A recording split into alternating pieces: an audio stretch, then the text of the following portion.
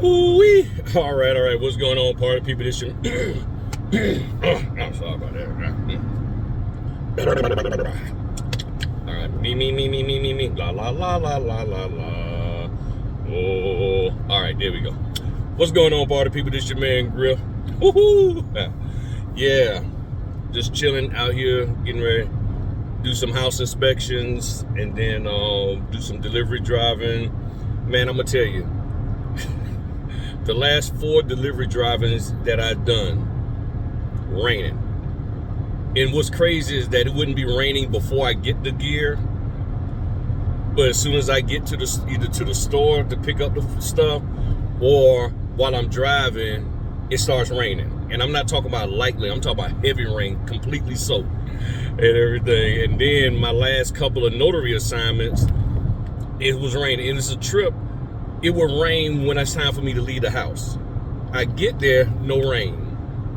But then as soon as I get ready to come out the house, it starts pouring down raining. And I'm talking about, as they say, cats and dogs, squirrels, and anything else. And I'm like, man. So I run out there, get in the car and all that stuff. So got to make sure nothing gets wet and all of that stuff, protect the documents. So it's just been interesting. But then when I'm doing my house inspection, there's no rain. Like right now, beautiful day out here on this wonderful Sunday. Man, yesterday I had did a quick little video on Instagram, and I said it's time to execute. And what is it time to execute? All that training you done paid for. People done bought all this training and ain't doing none of it. The question is, when are you going to start executing the training that you've taken?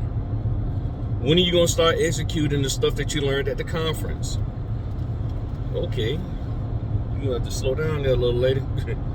I know you got a Beamer, but you don't want to do that. It's crazy, and it happens. And I've done it where I bought stuff and then I didn't actually go forth and do any of it.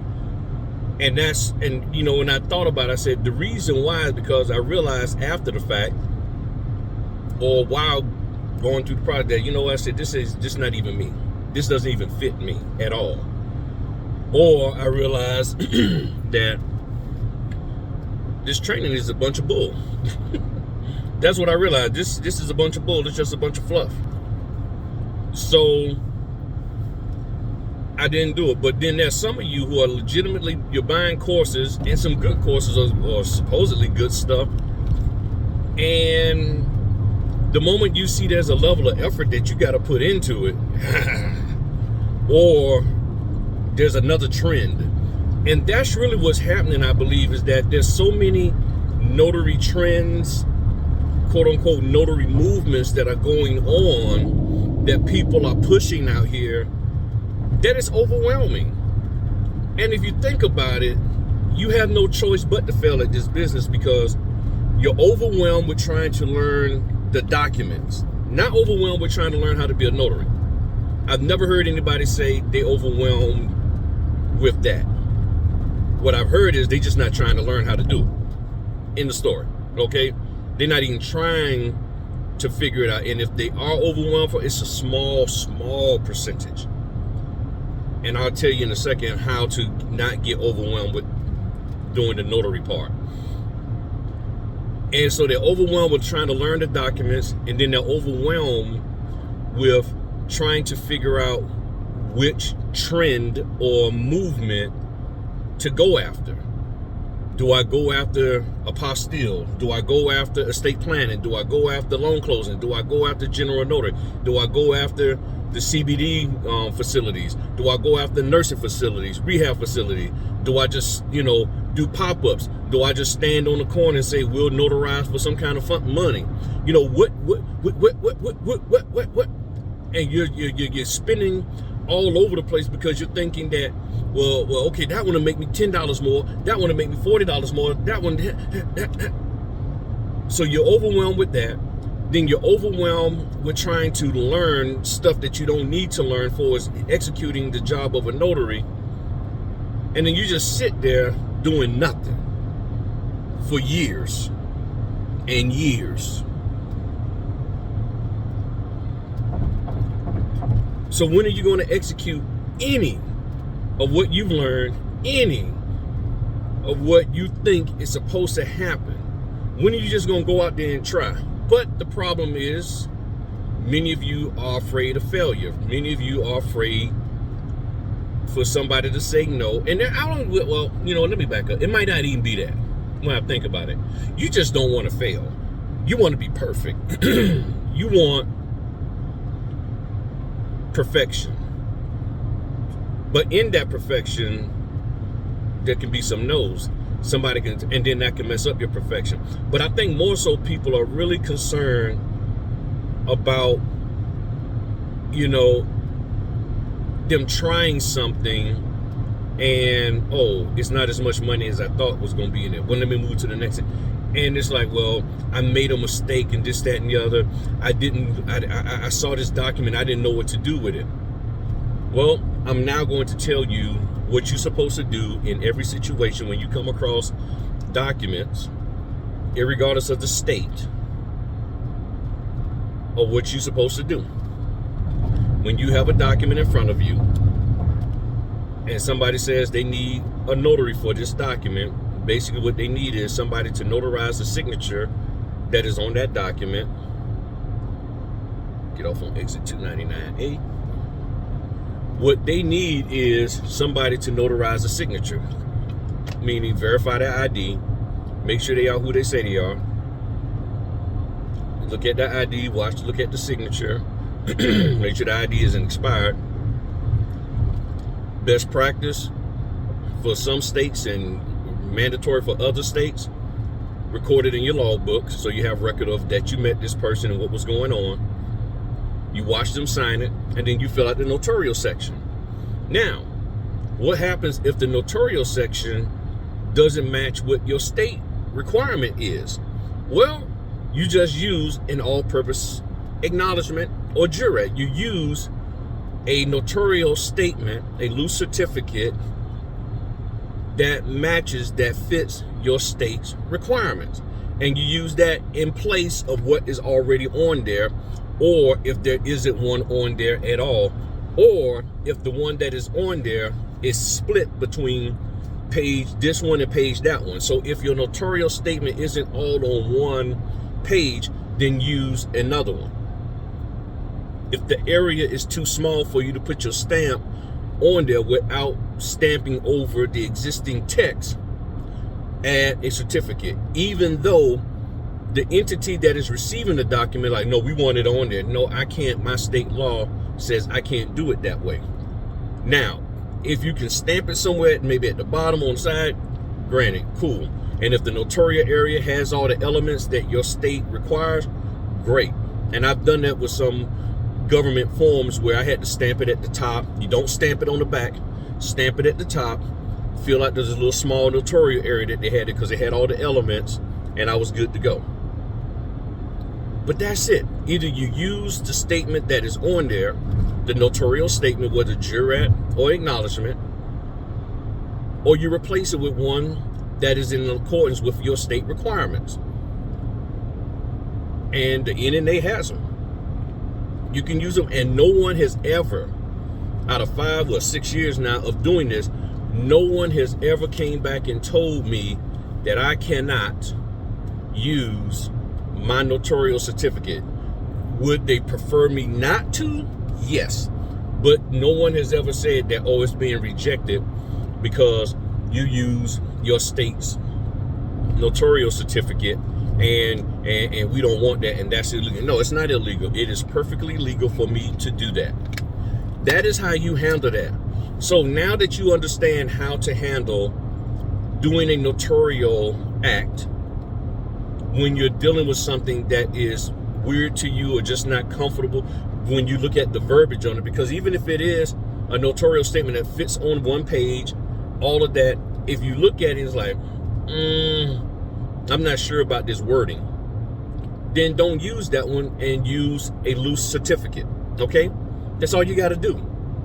Now, if I'm incorrect, then somebody please, in the comment section, correct me.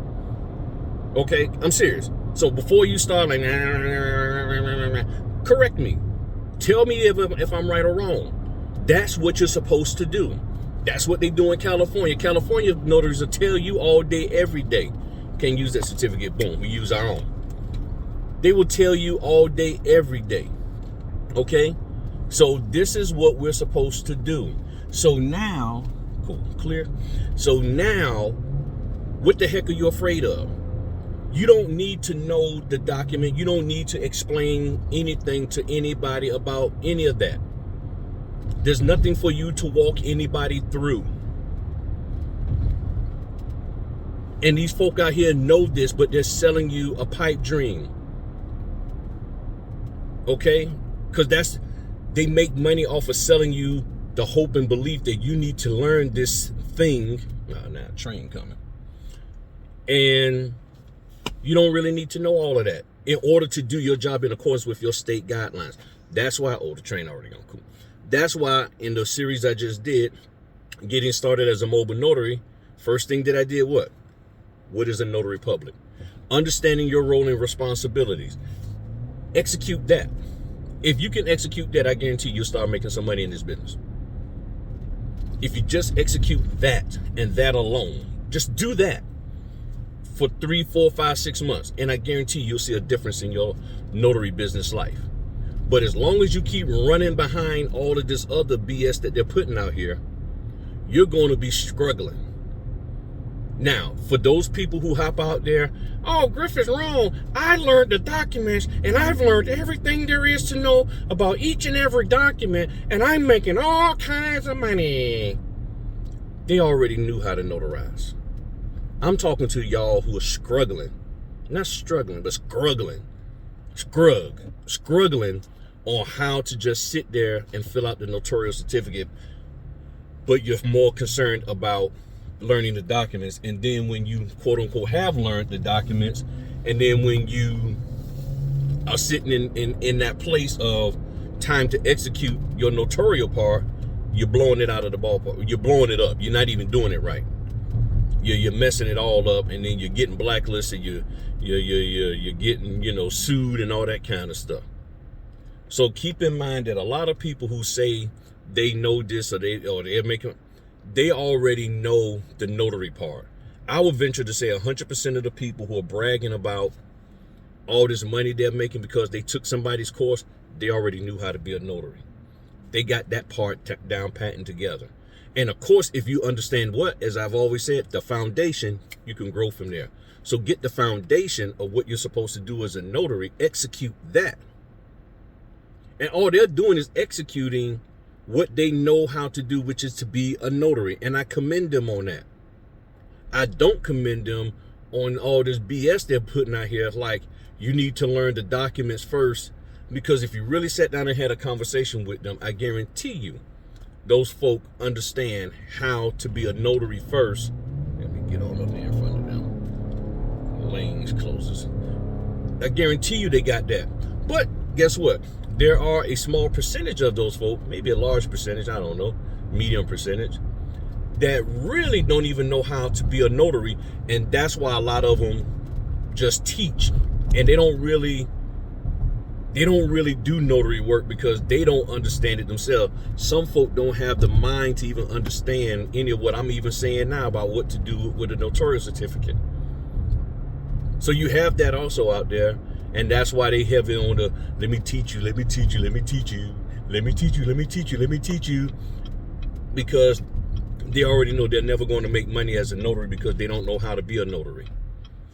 That's what I've learned out here in this business, and many of you already know that. So, pulling up to do this house inspection.